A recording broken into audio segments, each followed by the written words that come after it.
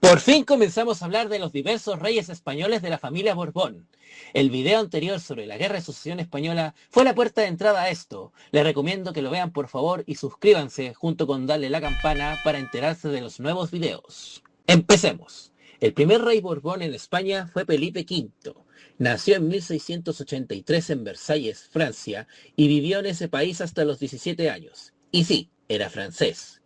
Hijo de Luis el Gran Delfín de Francia, quien a su vez era hijo del rey francés Luis XIV y de María Ana Victoria de Baviera. De manera que Felipe es nieto de Luis XIV. No estaba en la línea de sucesión al trono francés, lo cual explica su camino libre para que fuera rey de España. Debemos recordar que hacia el 1700 el rey de España Carlos II murió y terminó dejando como sucesor a este Felipe. Los detalles están en el video de la Guerra de Sucesión Española de este canal. Este Felipe sufría de melancolía, que bueno, hay una discusión completa de si la melancolía es un tipo de depresión o no. Pero bueno, yo no voy a entrar en eso porque soy historiador, no psicólogo o psiquiatra. Pero para que se me entienda, diré de ahora en adelante que Felipe tenía depresión, la cual pudo mantener estable en los primeros años de su reinado, por dos cosas. La primera, por participar en campañas militares de las guerras, como por ejemplo la campaña de Italia de la Guerra de Sucesión Española. Y la segunda fue por el apoyo que recibió de su primera esposa, María Luisa Gabriela de Saboya. De ahí que cuando ésta falleció muy joven, en 1714, afectó duramente a Felipe V. Ellos no se conocían cuando se casaron, pero con el tiempo se enamoraron e hicieron un fuerte lazo juntos, máxime durante la Guerra de Sucesión Española. Felipe, al poco tiempo de enviudar, se casó de nuevo, más por deber que por amor, algo típico de los reyes de esa época. Su segunda esposa fue Isabel de Farnesio, quien, digamos que no le quería mucho. Se aprovechó de la depre de Felipe y de su adicción al delicioso para obtener el control de facto del reino. Se dice que la depresión de Felipe aumentó, entre otras cosas, por su frustración de no poder ser rey de Francia, que añoraba volver a su país. Al parecer no le gustaba mucho estar en España. Entre sus intentos de hacerse con el trono francés destaca, por ejemplo, su motivación por ingresar en la guerra de la Cuádruple Alianza, su abdicación en su hijo Luis en el año 1724 y el aprovecharse de la enfermedad de Luis XV en el año 1728, que ahí ese Luis parecía viruela y tenía los días contados, pero no, sobrevivió y de hecho estuvo casi 50 años más en el trono. Felipe V reinó entre 1701 y 1745, casi medio siglo, y casualmente coincidió con ser casi la primera mitad del siglo número 18, número que los estudiantes de historia lo vemos así, mientras que los que tuvieron una infancia sana a comienzos de este milenio lo imaginan así. Este reinado puede dividirse en dos, una primera parte que va desde que fue proclamado rey en 1701 hasta más o menos 1715, y una segunda desde ese año hasta que fallece, incluyendo el paréntesis de su hijo Luis en el trono. Es hora de ver esto con más detalle. Con respecto a la geopolítica, digamos que España con Felipe V estuvo dentro de varios conflictos bélicos internacionales, cosa que no es raro en la época, ya que apenas al salirse de una guerra se estaba entrando en otra, como tú con tus deudas. El primer conflicto fue la nombrada Guerra de Sucesión Española, la cual, como también dije antes, le dediqué un video que pueden ver. No quiero ser insistente, pero véanlo. Por favor, véanlo. No les cuesta nada. Para no repetirme más, diré que el rey francés Luis XIV necesitaba a su nieto Felipe V como aliado en esta guerra, ante el bando opositor compuesto por Inglaterra, el Sacro Imperio Romano Germánico, Holanda y Portugal, entre otros. De ahí que a Luis le interesaba tener el control sólido de su influencia en España. Sin embargo, Felipe no era tan obediente como se esperaba. Les voy a contar un ejemplo de una correspondencia guardada entre 1709 entre él y su abuelo, Luis XIV. Con contexto y todo para que me entiendan. Luis XIV intentó negociar por enésima vez la paz con los británicos en la Guerra de Sucesión Española. Estos le dijeron, ya, ok, pero tienes que echar a tu nieto del trono español. Es por eso que Luis XIV va con Felipe V y le dice, tienes que dejar el trono español, pero a cambio de eso te voy a hacer rey de Nápoles. Y Felipe dijo, no, yo no me voy de aquí. Eso se lo dijo en la correspondencia. Y algunos atribuyen que por esta negativa de Felipe fracasó este nuevo intento de paz en la Guerra de Sucesión Española y pudo haber motivado para que Luis XIV sacara tropas de España para colocarlas en la frontera francesa con los Países Bajos, que después terminaría siendo tomada igual por los Habsburgo en esta guerra.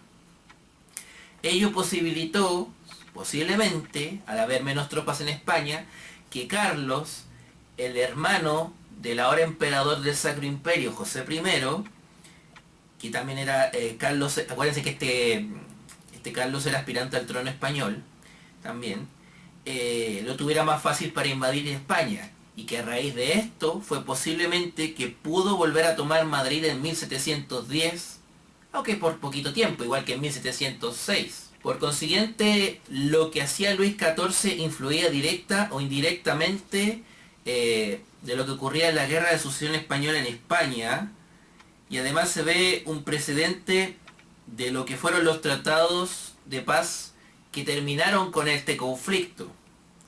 Se negociaba la paz sin tomar en cuenta a España. Ese era el precedente. Al final de esta guerra en Europa y luego en España, se le agrega que estuvo cerca el fallecimiento de Luis XIV. Esto fue importante porque terminó de desmoronar el control o influencia que Francia había logrado hasta ese momento en España.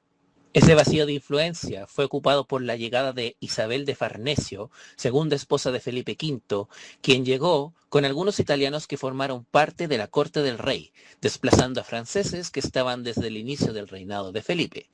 Destaca entre aquellos italianos Giulio Alberoni. La nueva esposa y los nuevos cortesanos italianos trajeron nuevas pretensiones, las cuales pasaban por la recuperación de los dominios españoles de Italia, perdidos después de los tratados de paz de la Guerra de Sucesión Española. Recuerden que en dichos tratados se estableció que los dominios españoles en Europa pasaban al Sacro Imperio Romano Germánico. No se sabe si dichas pretensiones fueron ideas de Isabel de Farnesio o de Giulio Alberoni. Pero la cosa es que a Isabel le interesaba plasmarlas para asegurar a sus hijos dominios importantes en Europa, ya que si enviudaba podía apoyarse en ellos para seguir teniendo influencias importantes en Europa. Y por ahí alguien preguntará, ¿los hijos de Isabel, que también son hijos de Felipe V, no tendrían derecho al trono español? Pues sí, pero no inmediatamente. Deben tener presente que Felipe V tuvo dos hijos importantes con María Luisa Gabriela de Saboya, Luis y Fernando, y después tuvo uno relevante con Isabel de Farnesio, Carlos. En la línea de sucesión estaban primero los hijos de Felipe con María Luisa y después los que tuvo con Isabel. Así que posibilidades de que un hijo de Isabel usara la corona española eran pocas en un principio, sobre todo si a eso le sumamos que cada hijo podía tener los suyos propios. Llevar adelante las pretensiones de retomar los territorios españoles en Italia significaba chocar con el Sacro Imperio Romano Germánico. Ergo, significaba meterse en otra guerra. ¿Y cuál fue esa guerra? La guerra de la Cuádruple Alianza, que va entre 1717 y el 1720. ¿Ya? No los quiero entretener mucho con este conflicto, así que iré a lo justo y necesario con él. Verán, a España no le fue muy bien con esta guerra, ya que se ganó el descontento de parte de la población al verla como algo innecesario para la nación. Se veía algo más como un problema que solo le convenía a la familia real y, bueno, razón para eso no le faltaba. Además, en el Tratado de la Haya, el cual oficializaba el término de esta guerra, se exigió sacar a los cortesanos italianos de la corte real de Felipe, como Giulio Alberoni, entre otros, y a Felipe le demandaron que nuevamente renunciara a sus pretensiones de quedarse con la corona francesa. Pero no todo fue malo para los reyes españoles, ya que Isabel de Farnesio vio parcialmente cumplía sus aspiraciones. Se tuvo que conformar en estos acuerdos de que si el ducado de Parma o Toscana o el reino de Nápoles se quedaban sin herederos, podía poner a uno de sus hijos en uno de esos títulos, en uno de esos puestos, por decirlo de alguna manera. Isabel tendría que esperar unos años más para poner a un hijo suyo con Felipe V en el reinado de Nápoles, ya que con la guerra de sucesión polaca, España se hizo con ese territorio junto a Sicilia. Y si se lo preguntan, este hijo fue rey de Nápoles. Después vino la guerra de sucesión austriaca, pero la dejaré para el sucesor de Felipe V, ya que al momento de su fallecimiento, esta guerra estaba en desarrollo y obviamente concluyó en los tiempos de su sucesor. ¿Quién será ese sucesor? Me pregunto yo. Alguien de quien hablaremos en el próximo video. Casi al mismo tiempo de este último conflicto, pero en otras latitudes, ocurría la Guerra del Asiento, otra que terminó después de que Felipe V palmara. Aquí está el ataque a Cartagena de Indias por los ingleses, destacando en la defensa de este puerto el famoso Blas de Lezo. Además de estas guerras, hubo un conflicto con la Santa Sede por la política regalista que empezó Felipe V.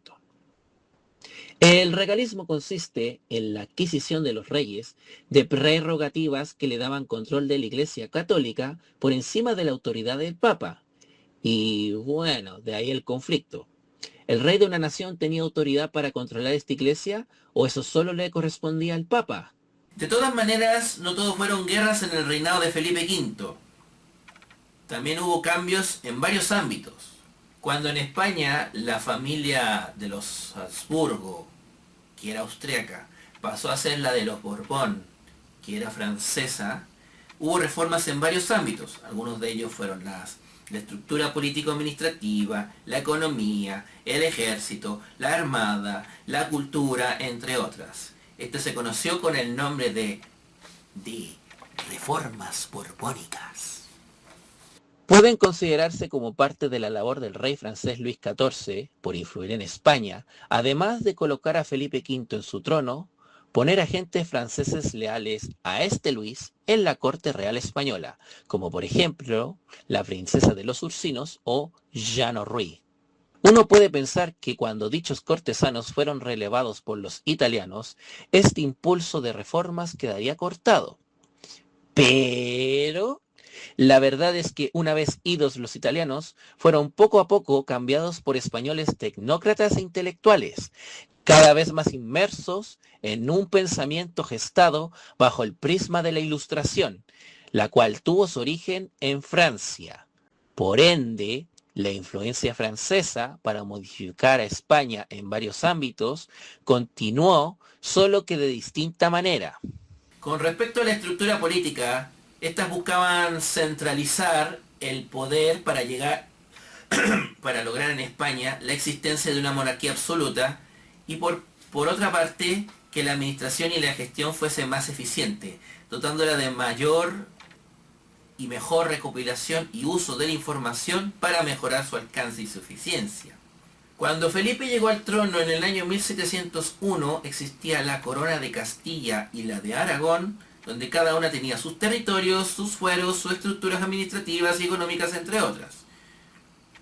Felipe llegó y le dio señales a los catalanes de que iba a respetar sus fueros e instituciones, pero cambió de opinión cuando estos, durante la Guerra de Sucesión Española, formaron parte de los Habsburgo, los enemigos de España, o de la corona española. Los catalanes, al ser parte de los perdedores de esta guerra, y encima de enfrentarse a las tropas de Felipe después de que ésta terminó, hasta que fueron derrotados, parecieron la centralización del poder impulsada por este Felipe junto a Valencia, Mallorca y Aragón. se desmanteló toda la estructura política, administrativa y fiscal de los territorios que se conocían como la Corona de Aragón hasta ese momento, y se sometieron a la existente, pues la Corona de Castilla. Ello se plasmó en los decretos de tratados de nueva planta. Además hubo nuevas instituciones. Aparecieron las secretarías de Estado, que son las predecesoras de los actuales ministerios. Empezaron siendo 4 y buscaban separar en determinadas áreas la gestión y administración del reino, mejorando así la atención de diversos asuntos. Por ejemplo, el secretario de Hacienda se preocupaba de los temas fiscales, tributarios, la producción económica, etc. Pero no veía nada más, no veía nada con cultura, nada con ejército y otros tipos de problemas que había. De eso se trataba, porque antes, al parecer, estaban todos mezclados con las cosas que hacían.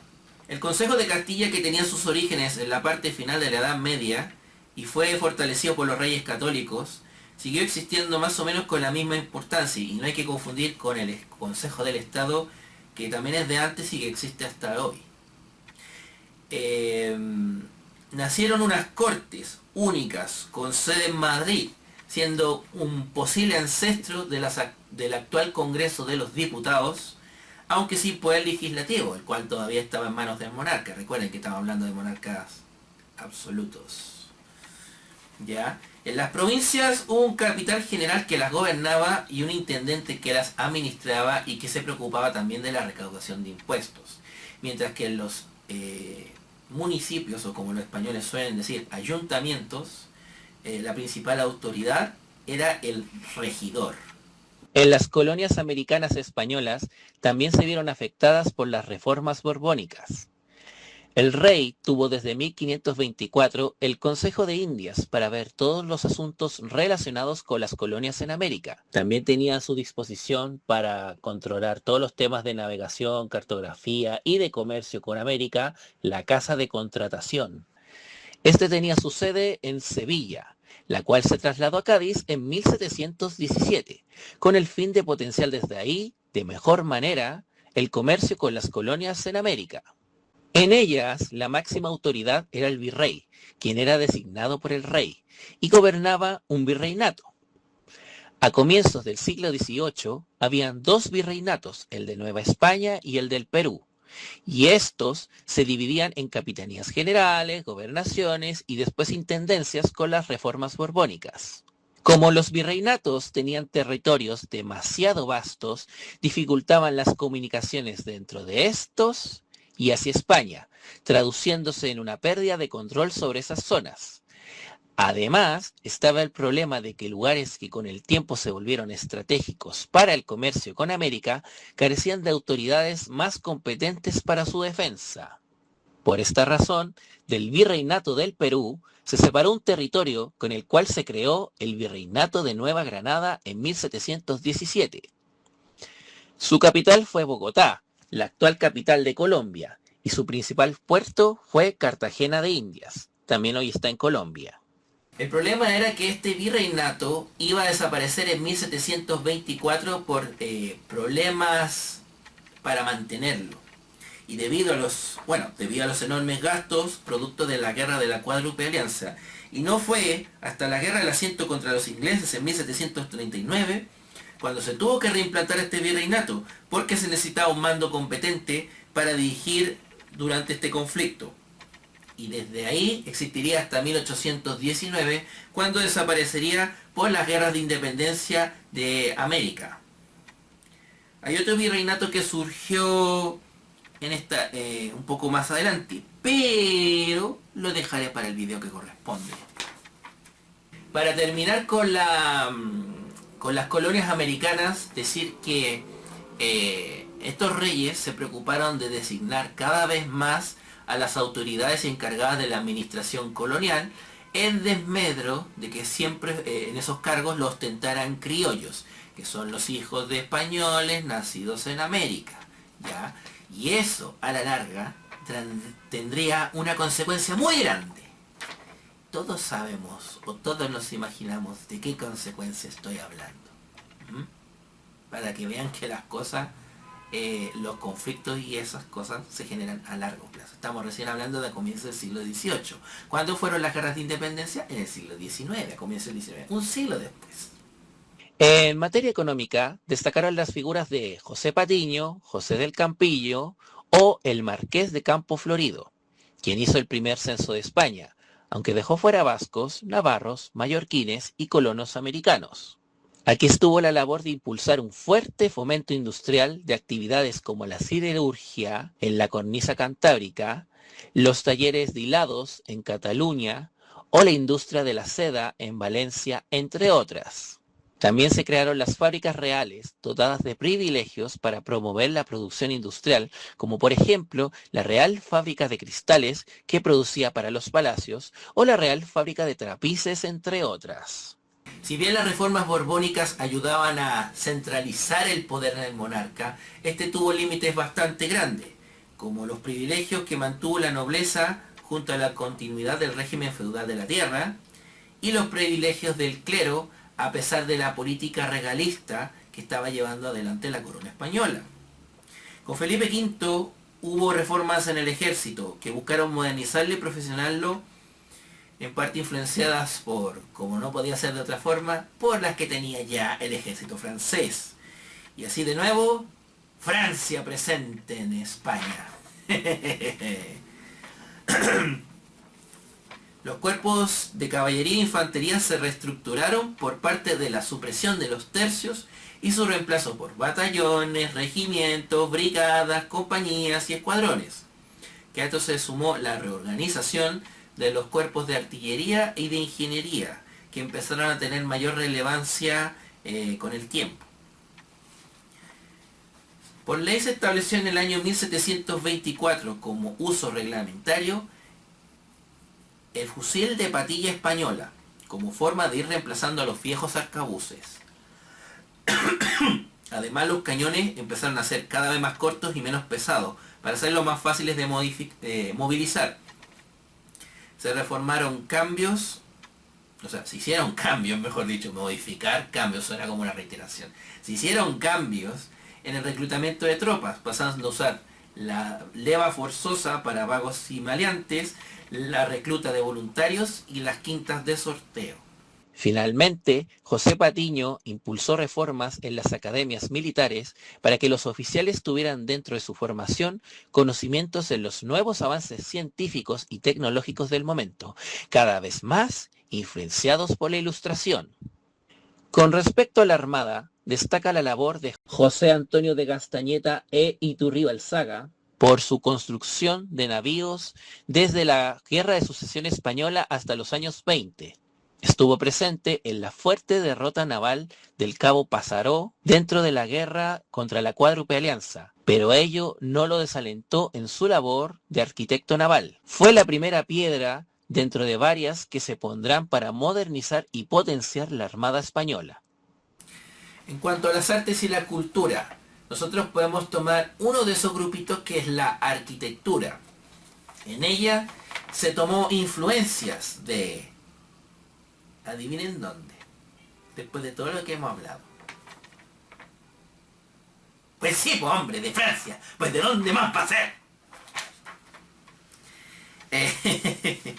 Se construyó en un estilo que por esa época estaba de moda. ¿Y saben cuál era ese estilo? El rococó. ¿Y cómo es el estilo rococó? Bueno, como este no es un video de historia de las artes, lo voy a explicar de una forma muy, pero muy sucinta, para que me entiendan. El rococó es un estilo arquitectónico, aunque también es aplicado a otras áreas del arte, que nació por gente que no le gustaba el estilo barroco, representado, entre otros, por el Palacio de Versalles de Luis XIV. El barroco usaba colores vivos y alegres, mientras que el rococó usaba colores oscuros y deprimentes. O sea, uno era bien alegre y el otro era más bien emo, para que se hagan una idea. Ambos representaban, eso sí, la elegancia y la opulencia de los monarcas absolutos de esta época. o de la realeza el absolutismo, que me quedó mejor escrito acá. Ese desagrado por el barroco viene por una cuestión de época. Para 1720 el barroco era una cuestión de boomers, para los centennials que existían entonces. Estando en España al día con el estilo arquitectónico utilizado en Francia y posiblemente en otras regiones de Europa. Este rococó quedó plasmado en la construcción del Palacio Real de la Granja de San Ildefonso, cerca de Segovia, entre 1721 y 1724. Se hizo ahí porque Felipe conocía los alrededores y los encontraba un lugar tranquilo y bello, y solo era habitado por unos monjes. Fue a este palacio que comenzó a irse cuando la depresión de Felipe se fue agravando, dejando de lado el Alcázar de Madrid, que no le gustaba para nada. Y ya que tocamos este último, en 1734 se incendió. La cosa es que en él Felipe tuvo una numerosa colección de libros que se trajo de Francia, los cuales con el tiempo se usaron para construir la Real Biblioteca de este palacio, siendo el antecedente de la Biblioteca Nacional de España. ¿Y dónde más se vio, por ejemplo, esto de que las artes y la cultura tuvieran influencia francesa? Pues, acuérdense, estamos hablando de una corona que cada vez estaba centralizando más el poder.